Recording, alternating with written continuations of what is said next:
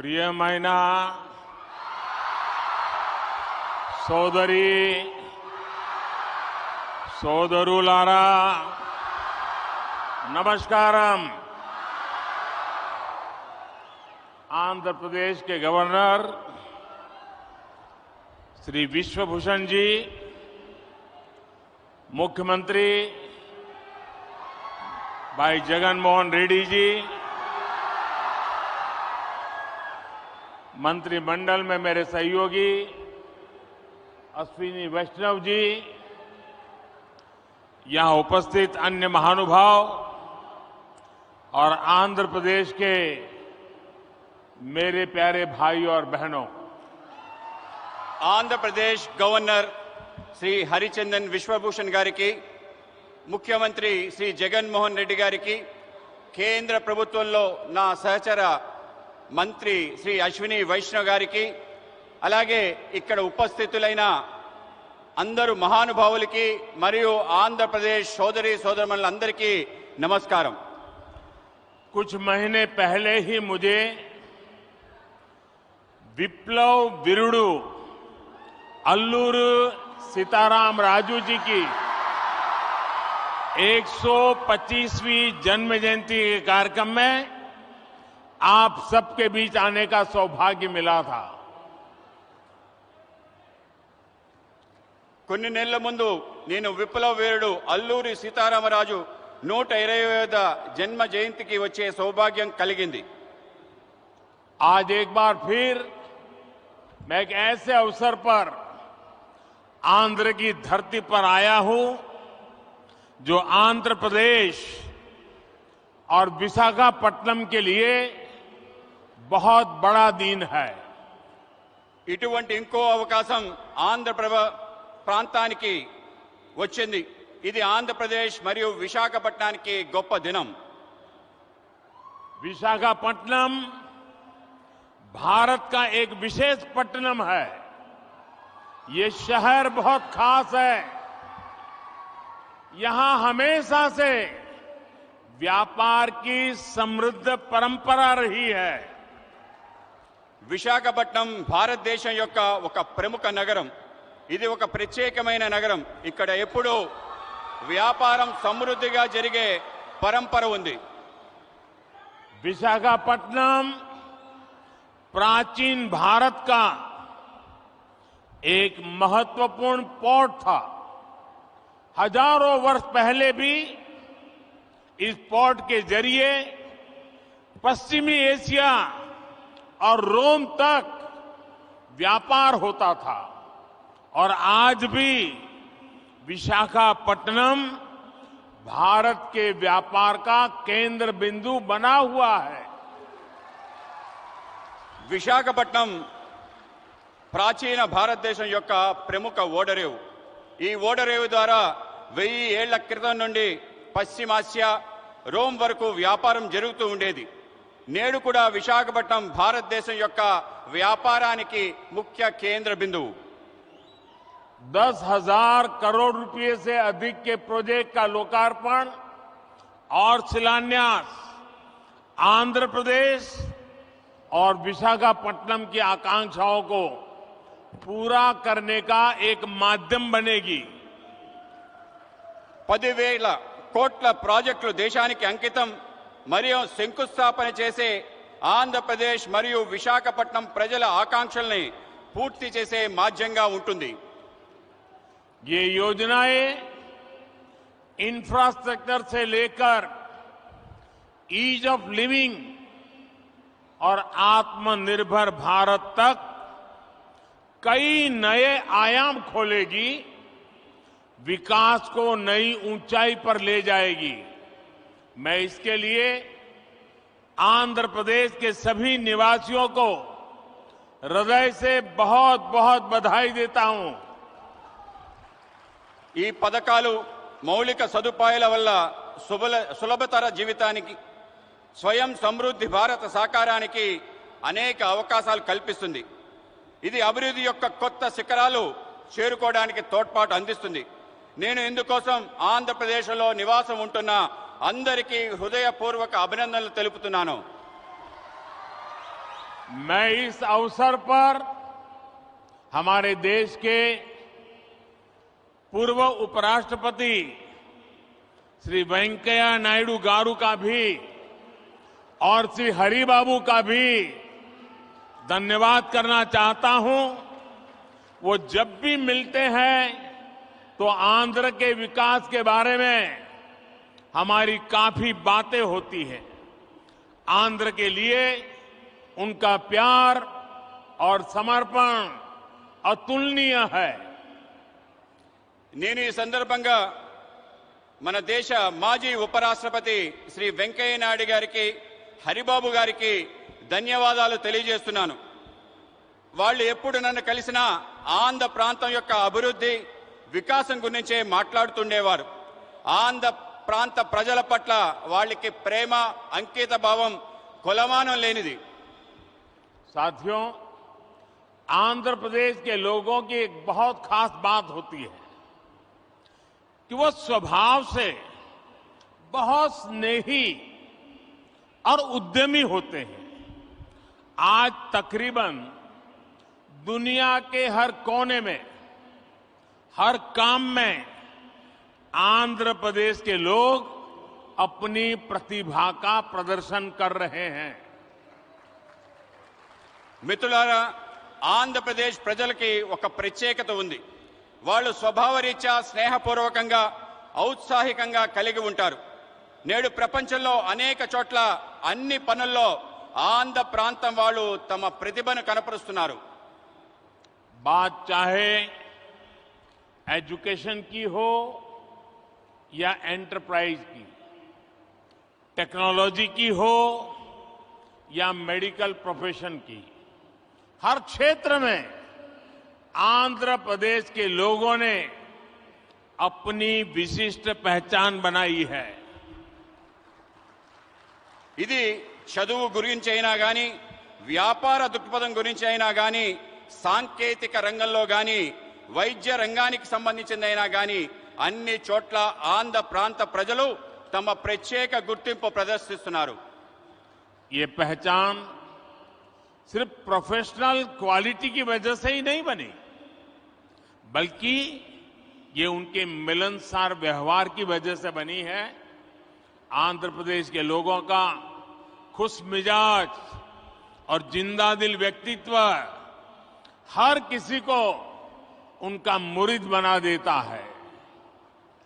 ఈ గుర్తింపు వృత్తిపరమైన లక్షణాల కారణంగా కాక వాళ్ళ యొక్క కలుపుకోరుతనం కారణంగా ఏర్పడింది. ఆంధ్రప్రదేశ్ ప్రజల యొక్క ఉల్లాసవంతమైన ఉన్నతమైన వ్యక్తిత్వం వాళ్ళని అలా మెచ్చుకునేలా చేస్తుంది. तेलुगु भाषी लोग हमेशा बेहतर की तलाश में रहते हैं और हमेशा बेहतर करने की कोशिश करते रहते हैं। मुझे खुशी है कि आज यहां जिन विकास परियोजनाओं का शिलान्यास और लोकार्पण हुआ है वो भी आंध्र प्रदेश में प्रगति की गति को और बेहतर करेगी। తెలుగు ప్రజలు ఎప్పుడు కూడా అందరి బాగు కోసం వెతుకుతూ ఉంటారు, అలాగే బాగు చేయడం కోసం కృషి చేస్తుంటారు. నాకు చాలా సంతోషంగా ఉంది. ఈరోజు అభివృద్ధి కార్యక్రమాల యొక్క శంకుస్థాపన జాతికి అంకితం చేసిన విషయంలో ఆంధ్ర ప్రాంతం యొక్క అభివృద్ధి మెరుగుపడడానికి దోహదపడతాయని చెప్పి భావిస్తున్నాను. साथियों, आजादी के अमृत काल में देश विकसित भारत के लक्ष्य को लेकर विकास के रास्ते पर तेजी से आगे बढ़ रहा है। మిత్రులారా, మనం స్వతంత్ర దినోత్సవం యొక్క అమృత కాలంలో ఉన్నాం. వికసించిన భారత అనే లక్ష్యంతో అభివృద్ధి పదంలో ముందుకి తోసిపోతున్నాం. विकास की ये यात्रा बहुआयामी है। इसमें सामान्य मानवीय के जीवन से जुड़ी जरूरतों की चिंता भी शामिल है। इसमें सबसे बेहतर आधुनिक इंफ्रास्ट्रक्चर का निर्माण भी शामिल है। అభివృద్ధి యొక్క ఈ యాత్రలో బహుముఖమైంది. ఇందులో సామాన్య మానవుడి యొక్క ఆలోచన కూడా దాగి ఉంది. ఇందులో ప్రపంచంలో శ్రేష్టమైన ఆధునిక మౌలిక సదుపాయాలు నిర్మాణం కూడా ఉంది. आज के इस कार्यक्रम में भी इंफ्रास्ट्रक्चर पर हमारे विजन की झलक भी साफ दिख रही है।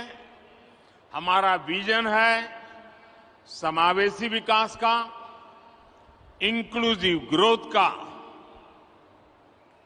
నేడు ఈ కార్యక్రమంలో మౌలిక సదుపాయాల కల్పనలో మా దార్శనికత యొక్క స్పష్టమైన సంకేతం కనబడుతుంది.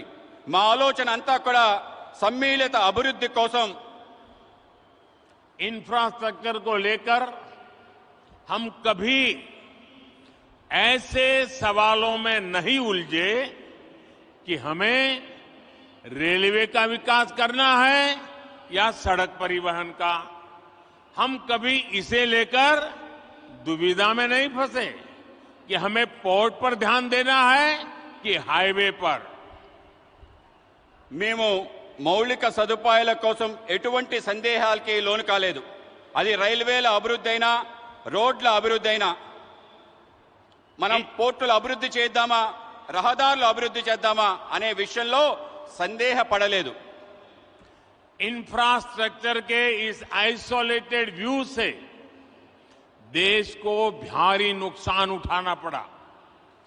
इससे सप्लाई चेन पर असर पड़ा और लॉजिस्टिक्स का खर्च बढ़ गया। మౌలిక సదుపాయాల్లో ఇటువంటి లోపభూయిష్టమైన ఆలోచన కారణంగా దేశానికి భారీ నష్టం చవిచూసింది. మిత్రులారా, సరఫరా గొలుసు, రవాణా సౌకర్యాలు బహుముఖమైన అనుసంధానంపై ఆధారపడి ఉంటుంది. ఆ విధంగా ముందుకు వెళ్ళడానికి దోహదపడతాయి. साथियों, सप्लाई चेन और लॉजिस्टिक्स मल्टी मॉडल कनेक्टिविटी पर निर्भर करते हैं।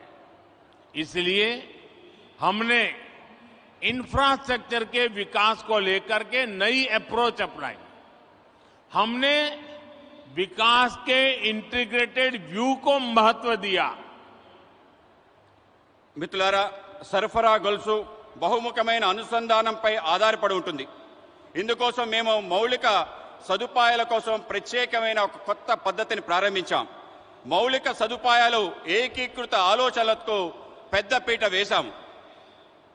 आज जिस इकोनॉमिक कॉरिडोर की नींव रखी गई है उसमें 6 लेन वाली सड़क का प्रावधान है। पोर्ट तक पहुंचने के लिए एक अलग सड़क भी बनाई जाएगी। एक तरफ हम विशाखापट्टनम रेलवे स्टेशन को संवार रहे हैं तो दूसरी तरफ फिशिंग हार्बर को अत्याधुनिक बना रहे हैं। నేడు ఎకనామిక్ కారిడార్ ఆర్థిక లోగుల గురించి ఆలోచిస్తున్నాము. అందులో 6 రోడ్ల సదుపాయం గురించి ఉంది. పోర్టు వరకు చేరడం కోసం ఒక ప్రత్యేకమైన రోడ్డు నిర్మాణం చేయడం జరుగుతుంది. ఒక పక్క విశాఖపట్నం రైల్వే స్టేషన్ ని ఆధునీకరిస్తున్నాయి, ఇంకో పక్క మన చేపల రేవుని కూడా ఆధునీకరిస్తున్నాం. साथियों, इंफ्रास्ट्रक्चर का ये इंटीग्रेटेड व्यू पीएम गति शक्ति नेशनल मास्टर प्लान की वजह से संभव हुआ है।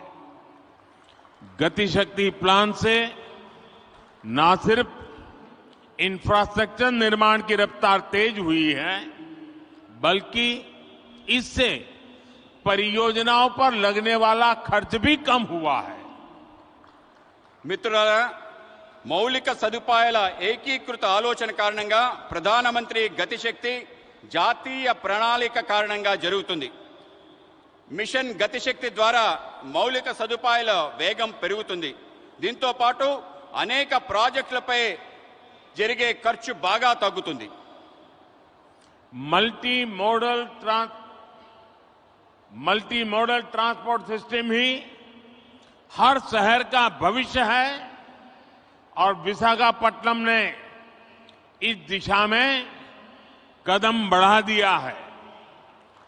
మల్టీ మోడల్ లాజిస్టిక్స్ బహుముఖమైన రవాణా వ్యవస్థ ప్రతి నగరం యొక్క భవిష్యత్. విశాఖపట్నం కూడా ఈ దశగా ముందడుగు వేస్తుంది. मुझे मालूम है कि इन परियोजनाओं का आंध्र के लोगों को लंबे समय से इंतजार था और आज जब ये इंतजार पूरा हो रहा है तो आंध्र प्रदेश और इसके तटीय क्षेत्र एक नई रफ्तार के साथ विकास की इस दौड़ में आगे बढ़ेंगे। నాకు తెలుసు మీరు ఈ యొక్క ప్రాజెక్ట్స్ కోసం ఆంధ్ర ప్రజలు ఎంతో కాలం నుంచి ఎదురు చూస్తున్నారు. ఈ రోజు మీ నిరీక్షణ పూర్తయిన సందర్భం ఆంధ్రప్రదేశ్ మరియు తీర ప్రాంతం యొక్క కొత్త వేగంతో అభివృద్ధి దిశగా ఉరకలు వేస్తుంది.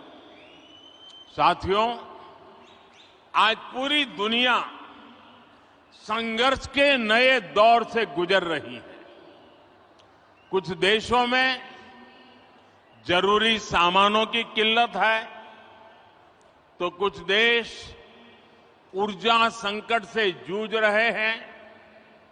तकरीबन हर देश अपनी गिरती अर्थव्यवस्था को लेकर परेशान है। మిత్రులారా, ఈరోజు ప్రపంచం మొత్తం కష్టాల్లో ఉంది. కొన్ని దేశాలకు నిత్యావసర సరుకులు కొరతతో ఇబ్బంది పడుతున్నాయి. కొన్ని దేశాలు ఇంధన సంక్షోభంతో ఇబ్బంది పడుతున్నాయి. దాదాపు ప్రతి దేశం వాళ్ళ క్షీణిస్తున్న ఆర్థిక వ్యవస్థపై ఆందోళన చెందుతున్నారు. लेकिन इन सब के बीच भारत कई क्षेत्रों में बुलंदियां छू रहा है। भारत विकास की नई गाथा लिख रहा है और इसे सिर्फ आप ही महसूस नहीं कर रहे हैं बल्कि दुनिया भी बड़े गौर से आपकी तरफ देख रही है। కానీ ఇటువంటి కష్టకాలంలో భారతదేశం అనేక సవాళ్ల మధ్య కొత్త ఎత్తులు చేరుకుంటుంది. భారతదేశం ఒక సరికొత్త అభివృద్ధి చరిత్ర రాస్తుంది. ఇది కేవలం మనం అనుభవిస్తుందే కాదు, ప్రపంచం మొత్తం మన వైపు చూస్తుంది. आप देख रहे होंगे कि कैसे एक्सपर्ट और बुद्धिजीवी भारत की प्रशंसा कर रहे हैं। आज भारत पूरी दुनिया की उम्मीदों का केंद्र बिंदु बन गया है। మీరు చూస్తున్నారు, ప్రపంచం భారతదేశంలో ప్రముఖులు అనేక మంది మేధావులు ప్రశంసిస్తున్నారు. ఇది మీరు చూస్తున్నారు. నేడు భారతదేశం ప్రపంచం మొత్తం యొక్క ఆశల యొక్క కేంద్ర బిందువుగా మారింది. ऐसा इसलिए संभव हुआ है क्योंकि आज भारत अपने नागरिकों की आशाओं, आवश्यकताओं को सर्वोपरि रखते हुए काम कर रहा है। हमारी हर पॉलिसी, हर फैसला सामान्य मानवी के जीवन को बेहतर बनाने के लिए है। ఇది ఎందుకైందంటే ఇప్పుడు భారత్ వాళ్ళ పౌరుల యొక్క ఆకాంక్షలను, ఆశల్ని ప్రధానంగా తీసుకుని పనిచేస్తుంది. మా ప్రతి విధానం, మా ప్రతి నిర్ణయం సామాన్య మానవుడి యొక్క జీవితాన్ని మెరుగుపరచడం కోసమే. आज एक तरफ PLI scheme, GST, IBC, national infrastructure pipeline, गति शक्ति जैसी पॉलिसी की वजह से भारत में निवेश बढ़ रहा है तो दूसरी तरफ गरीबों के कल्याण के लिए चलाई जा रही योजनाओं का लगातार विस्तार हो रहा है। నేడు ఒక పక్క పిఎల్ఐ స్కీమ్, జీఎస్టీ, ఐబీసీ, జాతీయ మౌలిక సదుపాయాలు, పైప్లైన్, గతిశక్తి వంటి పాలసీలు వల్ల భారతదేశంలో పెట్టుబడులు పెరుగుతున్నాయి. మరోపక్క పేదవాళ్ల కళ్యాణం కోసం అనేక పథకాలను అమలు చేస్తున్నాం. వాటిని నిరంతరం పెంచుకుంటూ పోతున్నాం. विकास की इस यात्रा में आज देश के वो इलाके भी शामिल हैं जो पहले हाशिए पर होते थे। सबसे पिछड़े जिलों में भी एस्पिरेशनल डिस्ट्रिक्ट प्रोग्राम के जरिए विकास से जुड़ी योजनाएं चलाई जा रही है। అభివృద్ధి యొక్క ఈ ప్రయాణంలో దేశంలో అనేక ప్రాంతాలు అట్టడుగు ప్రాంతాలు కూడా చేర్చబడ్డాయి. ఆకాంక్ష జిల్లాల కార్యక్రమంలో వెనుకబడ్డ జిల్లాల్లో అనేక రకాల అభివృద్ధి కార్యక్రమాలు అమలు చేస్తున్నాం. देश के करोड़ों गरीबों को पिछले 2.5 साल से मुफ्त अनाज दिया जा रहा है. पिछले 3.5 साल से पीएम किसान योजना के जरिए किसान के खाते में हर वर्ष सीधे 6,000 रुपये पहुंच रहे हैं. దేశంలో కోట్లాది మంది పేదవాళ్లకు గత 2.5 సంవత్సరాలుగా ఉచిత బియ్యం ఇస్తున్నాము. గత 3.5 సంవత్సరాల నుండి ప్రధానమంత్రి కిసాన్ సమ్మాన్ నిధి ద్వారా రైతుల ఖాతాల్లో నేరుగా 6,000 రూపాయలు చేరుతుంది. इसी तरह सनराइज सेक्टर से जुड़ी हमारी पॉलिसी की वजह से युवाओं के लिए नए अवसर बन रहे हैं. ड्रोन से लेकर गेमिंग तक, स्पेस से लेकर स्टार्टअप तक हर क्षेत्र को हमारी पॉलिसी की वजह से आगे बढ़ने का मौका मिल रहा है. అదేవిధంగా సన్ రైజ్ సెక్టర్స్ యొక్క ఆలోచన కారణంగా యువతకి కొత్త అవకాశాలు లభిస్తున్నాయి. అది డ్రోన్ మొదలు గేమింగ్ వరకు, అంతరిక్షం నుండి అంకురాల వరకు అన్ని క్షేత్రాల్లో మా పనుల కారణంగా ముందుకు వెళ్ళడానికి అవకాశం దొరుకుతుంది. साथियों, जब लक्ष्य स्पष्ट होते हैं तो आकाश की ऊंचाइयां हो या समुद्र की गहराइयां, हम अवसरों को तलाश भी लेते हैं और तराश भी लेते हैं. आज आंध्र में मॉडर्न टेक्नोलॉजी के जरिए डीप वाटर एनर्जी को निकालने की शुरुआत इसका एक बड़ा उदाहरण है. మిత్రులారా, ఎప్పుడైతే లక్ష్యం స్పష్టంగా ఉంటుందో అప్పుడు అవకాశం యొక్క అంచులైన, సముద్రం యొక్క లోతులైన అవకాశాలని వెతుకుతాం, అవకాశాలని అందిపుచ్చుకుంటాం. ఈరోజు ఆంధ్రప్రదేశ్లో ఆధునిక సాంకేతిక పరిజ్ఞానం ద్వారా డీప్ వాటర్ లో ఇంధనాన్ని వెలికి తీయటం అనేది ఒక గొప్ప ఉదాహరణ మాత్రమే. और आज देश ब्लू इकोनॉमी से जुड़ी अनंत संभावनाओं को साकार करने के लिए भी बड़े स्तर पर प्रयास कर रहा है. ब्लू इकोनॉमी पहली बार देश की इतनी बड़ी प्राथमिकता बनी है. ఈరోజు దేశంలో నీలి ఆర్థిక వ్యవస్థతో ముడిపడి అనేక అవకాశాలు సాకారం కోసం పెద్ద ఎత్తున కృషి చేస్తున్నాం. బ్లూ ఎకానమీ మొదటిసారి ఇంత ప్రాధాన్యత అంశంగా చేర్చబడింది. मत्स्य पालकों के लिए अब किसान क्रेडिट कार्ड ऐसी सुविधा भी उपलब्ध है.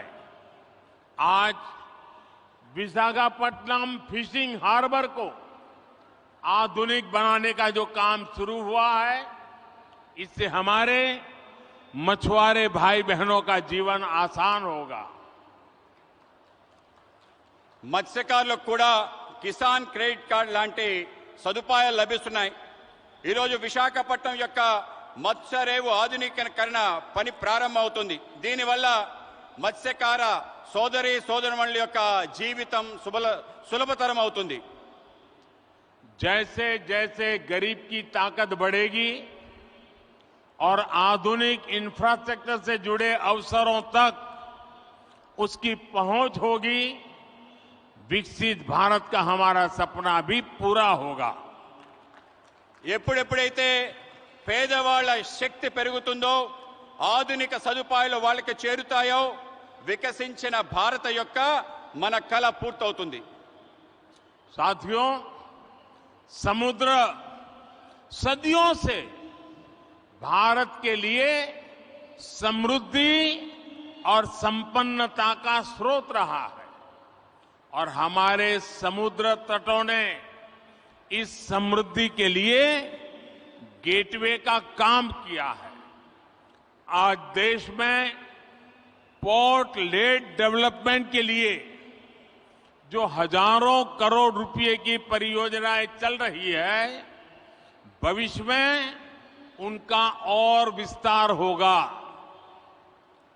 మిత్రులారా, సముద్రం పూర్వకాలం నుండి భారత్ యొక్క సమృద్ధి సంపద తేవటంలో ఆధారంగా ఉంది. సముద్ర తీరాలు మన సమృద్ధి యొక్క ముఖ్య ద్వారాలుగా మారాయి. ఈరోజు దేశంలో రేవులు, భూములు, అభివృద్ధి వేల కోట్ల రూపాయలలో ప్రాజెక్టులు నడుస్తున్నాయి. ఇవి భవిష్యత్తులో మరింతగా విస్తరిస్తాయి. विकास की इस समग्र सोच को आज 21वीं सदी का भारत धरातल पर उतार रहा है।